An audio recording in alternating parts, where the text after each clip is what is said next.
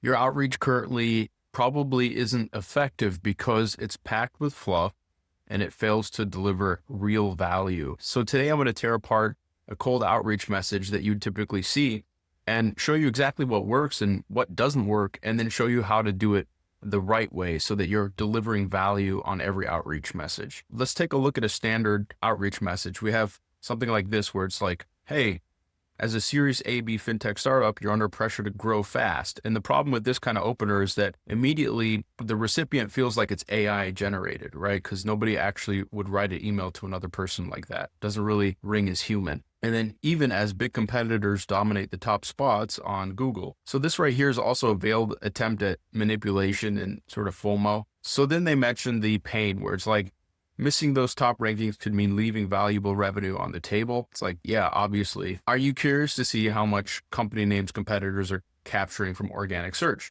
and how you can close the gap? It's like, yeah, sure, I'd be interested, but why not just deliver the value? And then asking for their time. And the problem with this approach is it just doesn't deliver any real insight.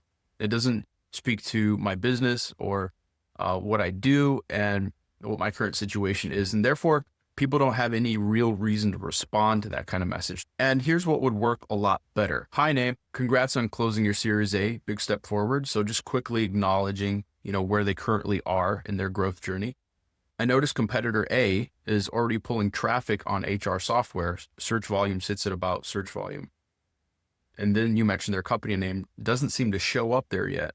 So you're like saying, hey, it looks like you guys aren't showing up for this search term that delivers this amount of search volume. And then it's going into the solution part of things. I went ahead and pulled a list of the top 10 competitors along with their keywords that they're ranking for and the content approaches that they're using. These are things you could roll out over the next month to start taking that traffic back. This is the key promise here. Do you want me to send it your way?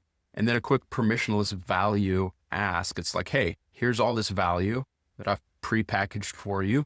You want me to just send it over? So here we've delivered the insight and we've also delivered the value. And that's what makes this kind of message work.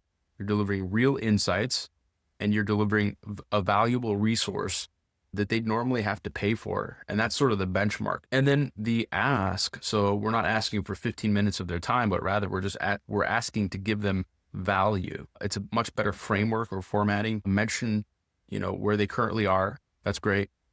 And then talk about the real situation that they would be interested in winning on, and then go ahead and deliver that value to them. And you can see the difference here, the way it feels versus something like this. This feels like just a straight up pitch. I just feel like I'm being pitched at in a very cheap sort of fake personalization way.